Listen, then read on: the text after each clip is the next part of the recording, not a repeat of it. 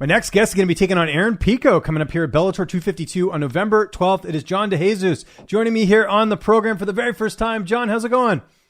It's going great, man. How's it going with you? It's going well, but I'm not going to be fighting Aaron Pico coming up here pretty soon. What a big deal this is, man, getting to fight one of the top prospects in the promotion. How excited were you when you found out you'd be fighting Aaron Pico? I was ecstatic, man. It's exactly what I've been working for about 11 years now, so it's my time, and it's my time to shine. Were you expecting to fight him? Obviously, great last fight, but you never know with the matchmaking with Bellator. I was aiming towards Borja, but I'll take Pico. Yeah. I'm all good with that. Yeah, no, it sounds good. Before we talk about the matchup, wanted to get to know you a little bit here. Where did this journey start for you? How did you get involved in combat sports?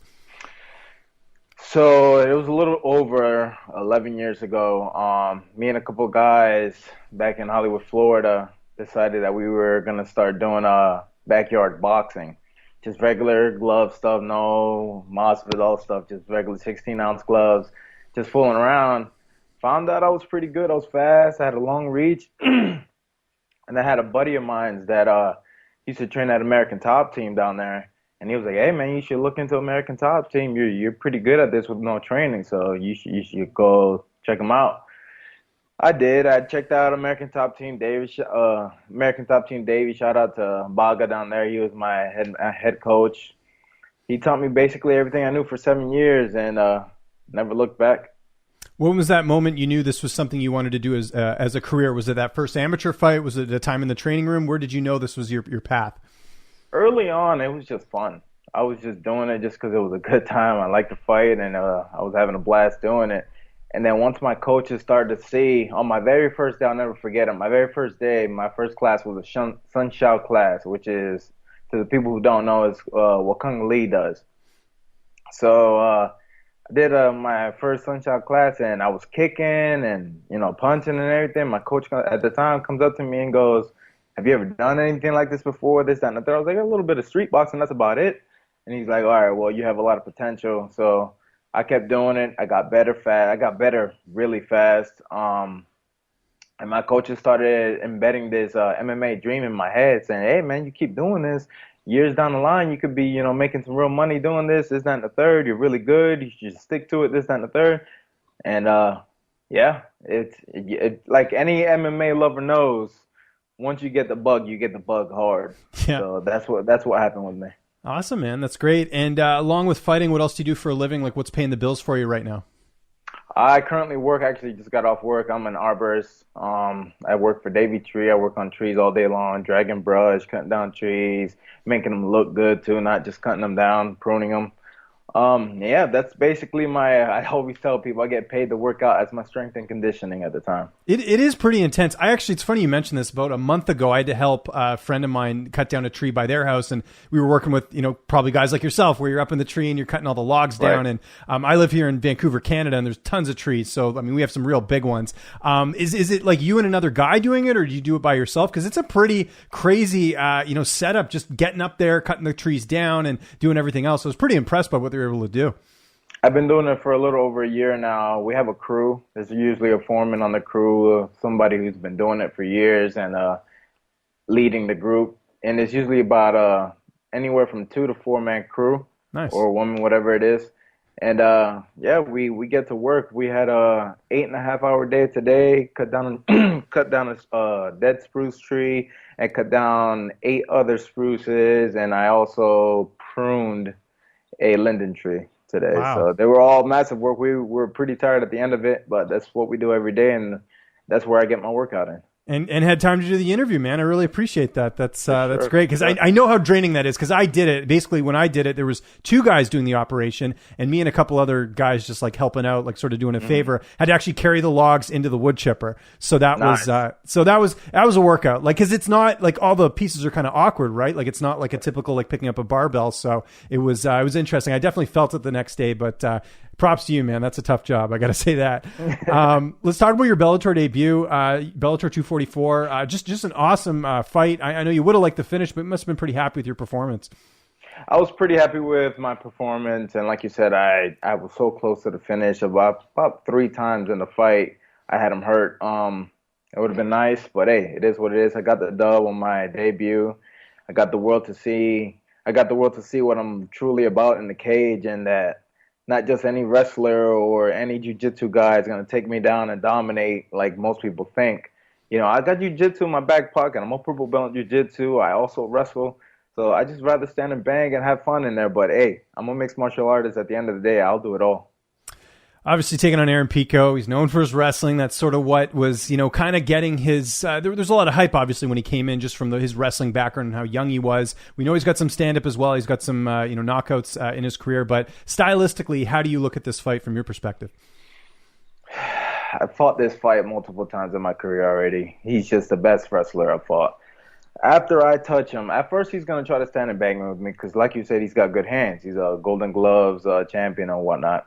But I feel like once I touch him and make him look silly, because I make everybody look silly, he's going to go into what he's good at and what he's comfortable with, which is that wrestling, which is something I've been working on. I can't even, words won't describe the kind of work I've been putting in the wrestling room with at the Mat Factory with Isaac Greenlee and also my head coach David Sachs. But yeah, you'll see it November 12th. When he comes in and shoots in, he won't be able to take me down, or if he takes me down, I'm getting back up, or he thinks I'm gonna get tired because he's wrestling me. I got gas for days.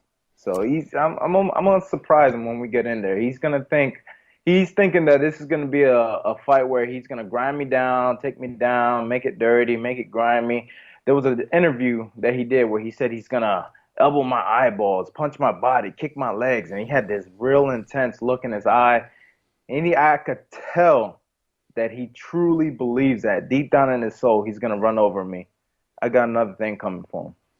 Well, and experience. I mean, this is sort of the case with a lot of Pico's opponents. I mean, you talked about 11 years and just, the amount of fights that you have. How much do you feel like that will pay dividends in this matchup? Like you said, you feel like you fought a guy already like him.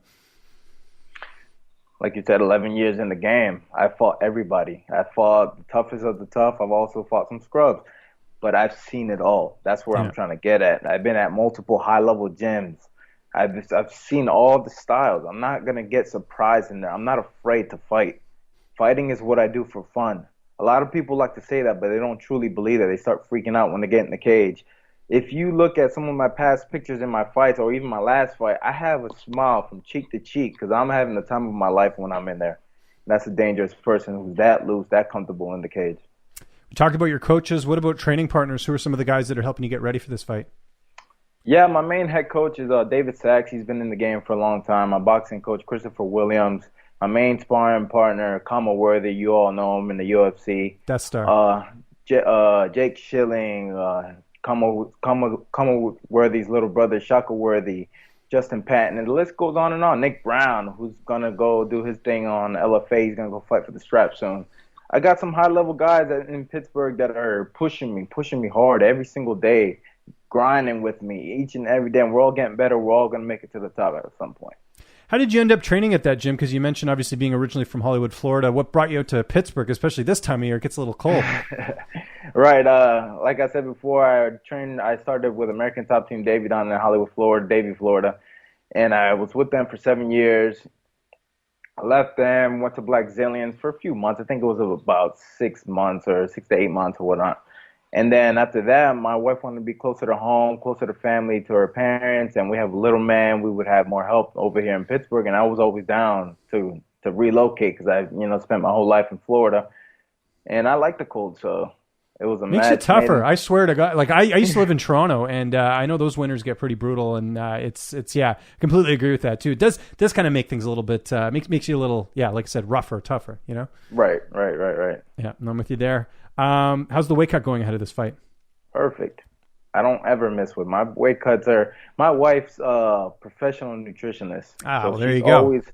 She's always helping me out with my weight cuts. I put her in my corner. She's always there by my side each and every day. I call her the food Nazi because when I want like a chocolate bar or something like that, she'll be like, "No, you can't do it. This, that, and the third. You got to be on such and such weight by such and such date." I'm like, whatever. But she helps me out tremendously when it comes to the weight cuts, and it's going perfect, right on the ball. How's this fight playing out on November 12th? November 12th. I go in, I touch him up, he wrestles, I stop his wrestling, I finish him. Love it. You got it all played out and didn't even hesitate. It was just like automatic answer. That's great. That's how it's going down. I mentioned the name value with Pico. I mean, this is only second fight in Bellator, but beating a guy like him, I mean, we've seen the opportunities that fighters get, like Henry Corrales, for example, when he beat Pico, he got a big fight after this. Where do you see a win putting you in the grand scheme of things? Because this would definitely, if it's not already, put you on the map with your record. This definitely would as well. Oh, for sure. There's a few guys I want to fight. Adam Borja is definitely one of them. I want him next. I want to put him to sleep. It was actually brought to my attention not too long ago that Pat Curran just retired. He was on my hit list too, but it is what it is. I'm looking for only big fun fights that's going to get me closer to the title shot. No, absolutely. Did you train with Borax back when, I don't know if he was there when the Black Zillions was there, but he's at Sanford MMA right now. Did you ever train with him? No. When I was there, he wasn't there yet. Okay, gotcha. Just curious if that's maybe why you wanted to fight him. If not, great record. Totally understand that too. I simply just want to fight him because it's a fun fight. The man strikes. He also wrestles, but he's mainly a striker, and I see holes in his game every time I see him. I watch him fight, and it's just going to be a fun fight when I do put my hands on him. Awesome. Well, John, really appreciate the time. Looking forward to this fight, November 12th, Bellator 252, live on CBS Sports Network, the new Thursday time slot. I'm loving it. Anyone you want to thank? Any sponsors? Any social media you want to plug? The floor is yours. Yeah, for sure. I want to thank all my sponsors. Throw Down, I got their shirt on right now. Go check them out. They got really good stuff. Grind, Matt Monkey, Impact Mouth Guard, It's On, Legacy Medical Centers, Regeneration Pittsburgh. I'm sure I'm gonna forget somebody, but everybody who's following me, who's on this journey with me, man, I appreciate you. Keep coming with me because we're going straight to the top. Check me out on Instagram. It's John Platano de Jesus. On Twitter, it's the same, John Platano de Jesus. Follow me. Follow the journey.